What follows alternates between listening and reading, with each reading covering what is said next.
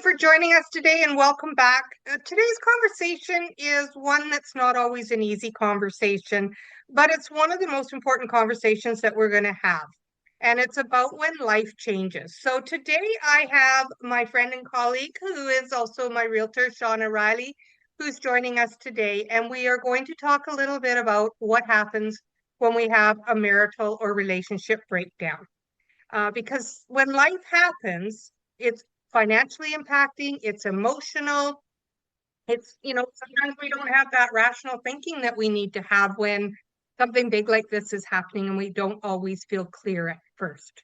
So if you're navigating through a relationship change, a separation, marital breakdown, you may be asking yourself, what next? How do I protect myself? And how do I avoid making mistakes? So, Shona, I wanted to just talk a little bit and ask, what are you seeing? What are your recommendations when you have clients coming to you that are going through a marital breakdown? Because there's so much that goes on in their mind, especially when there's children involved as well. Absolutely, yeah. So I always make sure that we're always on the same team. I think that's the most important part is to understand I'm not picking sides. I'm not choosing the wife over the husband or, we're working together. We're working as a team when it comes to selling their home. As far as what they buy on their own, it's with them. That's their decision. Like if they want to disclose where they're moving to, they can. I don't get involved in that portion of it. But when it comes to this selling their home, we absolutely have to work together. That's the most critical part of it. And there's definitely quite a few phases, and we'll go over that in more detail.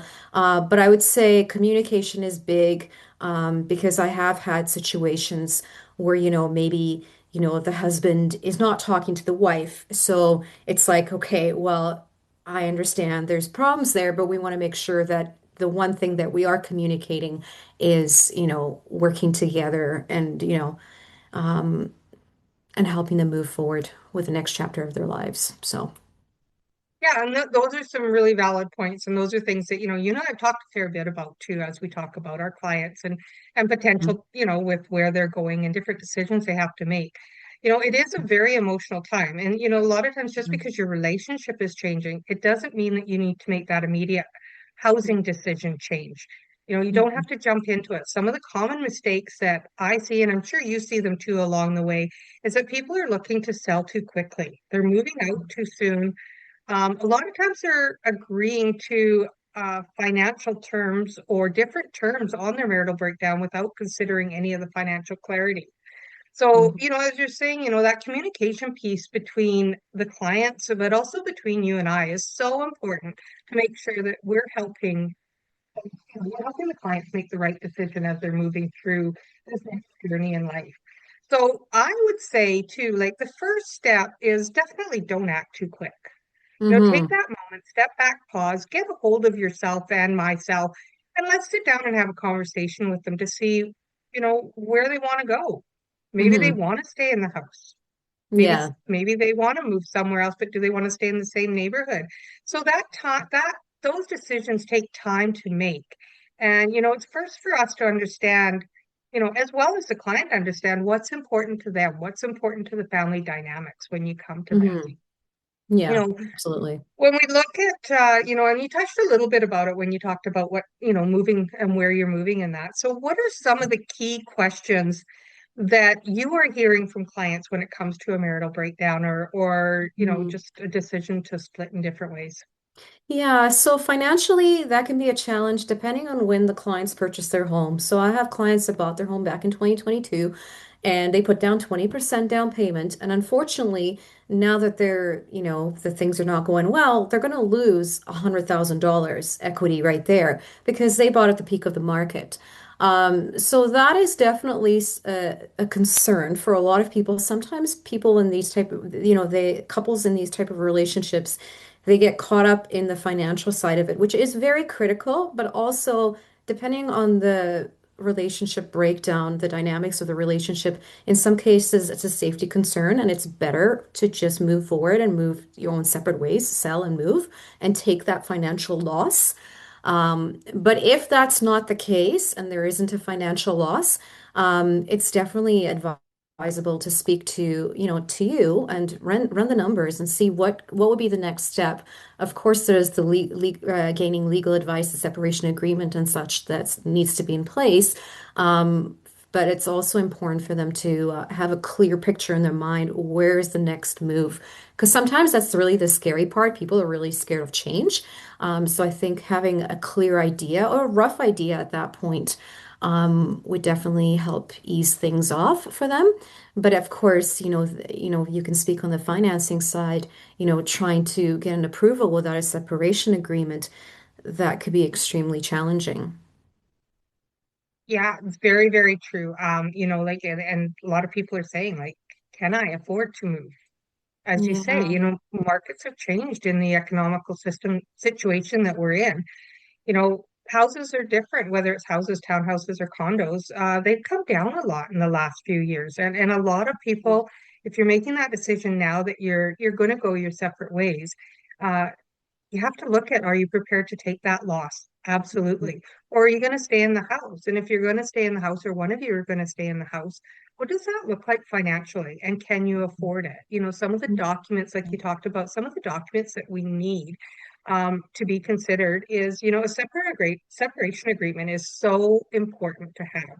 And you can get a legal separation agreement fairly quickly, and what it outlines is things like, is their spousal support going to be having to be paid, or are you receiving spousal support? It depends which side you're on. Is there children Mhm. involved? And if there is children involved, is that part of, what your payments are going to be, or what you're going to receive? You're looking also, now instead of a double income going into a mortgage and setting yourself up for success on approval, you're now looking at, your sole income. And how does that look and how does it break down? Some of those are key important things that we need. So the income documents, spousal Mhm. support, child support, mortgage details. If you're looking to stay in the house, what does that look like? What's outstanding on the mortgage? How are you going to sustain that mortgage? How are you going to split that between the two of them? Which comes into the legal side of things when they're looking at the separation Mhm. agreement. But that all has to be taken into consideration. The property details are so important as well, because like we look at the appraisals and the appraisals are coming down, but that doesn't mean Yeah. you can't afford to Mhm. stay in the home. It might just need to be structured differently. And that's the Mhm. nice thing of the open communication with the clients to myself and to you, is because there are many different ways that we can structure a mortgage to allow someone to stay in the home, or Yeah. even be able to take some equity out of the home so that one of the parties can go and move somewhere else that may be in the same neighborhood, so that, what does that dynamics look like? Whether you're leaving on good terms, bad terms, Mhm. everything's different, but how does that family dynamics work? Yeah, So your absolutely. key things when we're looking at all the different documents that you need, as I started out, you need a separation agreement. We Mhm. need income verification. We need a mortgage statement, the summary of all the debts that you are currently holding. Whether they're joint or sole, they're still your responsibility when we have these breakdowns. Mhm. A lot of times people come to me and say, "Hey, it's a joint car loan, but that's not. He's going to make the payments, or she's going to make the payments. Your Mhm. name's on that car loan, or your name's on that mortgage. You're both still responsible. You can't walk away from that." And that's, a misunderstanding of a lot of people is, Mhm. I'm walking away, I'm not taking that debt with me. Well, unfortunately, Right. that is your debt and it has to come into your debt servicing. Mhm. Um, what's the property value currently at? Like, what are legal documentations that you have? It's not just a Mhm. separation agreement. As we talked about before, it's the payments that are coming in, whether it's spousal, whether it's, is there rental agreements in the house already? So many different things. And then you have to, have a clear picture of what your current financial standings are, because a credit bureau will be pulled. So, Mhm. coming into it, being aware of what you're required coming into it, knowing is half your battle. Like, Yes. having the clear communications and understanding of what you're needing for each step of this stage um, sets you up confidently to move forward, Mhm. because it is scary, it is emotional. Like, have you had any clients recently, Shauna, that you dealt with, without saying names or anything like that, Mhm. obviously for privacy reasons, but where Yeah. you've had situations of people that have had to move on, and how does that look for them? Yeah. So yeah, I have had quite a few actually recently. Yeah, so the one of them it was everything was great. Like there was no issues. There were kids involved. Teenage kids, but yeah, no issues. They were able to get everything sorted out before they had me in there. That's not always the case, but most of my clients are at that stage. I did have one client that didn't have that all figured out, and they were trying to figure out, well, can I still buy and then maybe not disclose that I'm separating? And, but I know that's considered more like a mortgage fraud because you do need to disclose that information. So I did tell them, please seek legal advice. This isn't just as simple as you telling your lender like, oh no, I'm single, there's definitely ways of finding out. The bank can find out that you're not in fact single and you're separating. And, so I think, yeah. And I know there's probably a process that you go through on that side of it too, to discover like, hey, this person's not in fact single. They were married before, or, so, yeah. But I mean, overall, I would say it's, yeah, it's been pretty emotional. There's always the emotional side because it's always the one spouse has something to say about the other, and it's just a little bit, sometimes it's a lot, like where it's like, okay, well, you got to take the kids and you're taking the dogs, and sometimes it turns into a huge argument.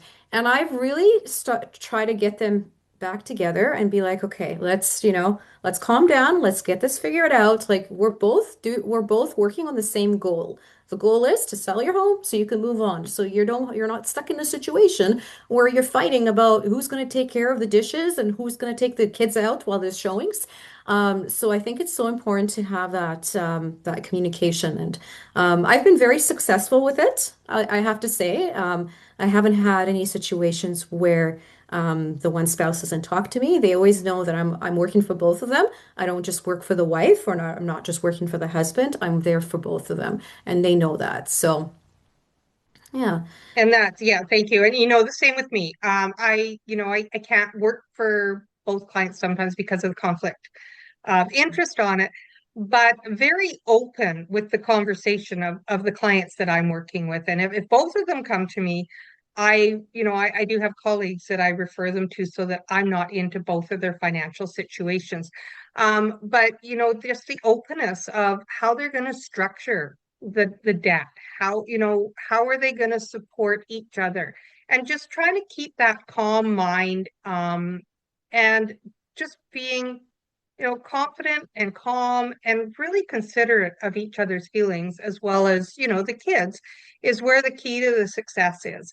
And when we look at it, when someone comes to me to get a new mortgage or a restructure on their mortgage, if be honest up front, as you're saying, because we will discover that, you're not single.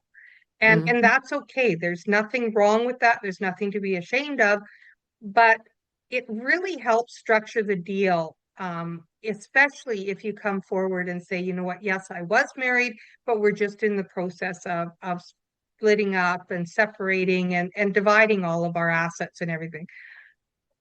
I haven't got a separation agreement at this point, but here's what we've talked about verbally. Mhm. That's where I say to the client, that's great. I'm so happy that you're talking, but you don't want it to be verbally. You need to go and talk to a lawyer as well and get legal Mhm. advice on this so that it's in writing, so that when we look at doing a new mortgage for you, everything is set in writing for you to protect yourself as well as your ex that's moving on. Like, there's nothing worse than me going and pulling a credit bureau after having a conversation with someone and finding all of these joint debts and then having to go back and have a whole different conversation, because Mhm. I may have already worked out the numbers and said, you know what, this is great. Yes, you can go and buy a $500,000, new condo. Mhm. And all of a sudden I've pulled all these debts and everything that they're jointly responsible on that I have to pull in, and now you can't afford anything. And that's Mhm. so disheartening for Mm. everybody involved. So again, it comes back to, like you and I have always said, John, it comes back to that communication and being upfront. And, working together makes it palatable for everybody, but it also makes it way less stress when we're all working together. Absolutely. So Yeah. yeah, so that's what I would say as well with when it comes to marital breakdowns and things like that. So it's not just, when you're in these breakdowns where relationships, marital, however it looks, it's not just about separating your finances. It's about rebuilding them again. And that Mhm. rebuilding of your finances does come into your home ownership as well. With building the right structure for yourself and supporting, you can move forward much stronger. You can be more confident and you can be in control of your future. And just making sure you've got your right partners working together with you, like Shauna and myself, we work close together and we work on behalf of our clients. And the stronger your team is that you've got around you, the more confident and successful you are going forward.